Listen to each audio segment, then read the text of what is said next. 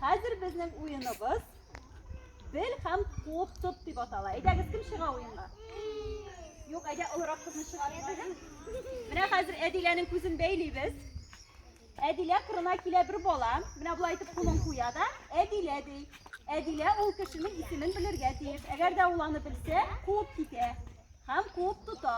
Agarda quvib tutsa, shu kishi yonadan ko'zini baylaydi. Hozir tovushlanmaymiz. Ila bir kishi. Ham Adila deb aytadi. Adila kim bu? Arina. Hazır sen Arina'nı quvib tutarga teyish. Arina, davay. Yugur Arina.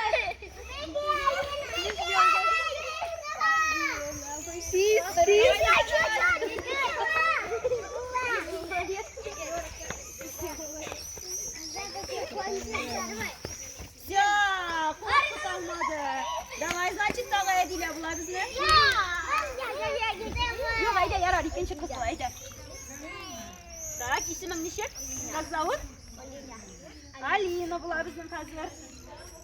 Ayda kim chiqa Alinaga? Ayda, kel. Alina degan. Kim bu? To'yda?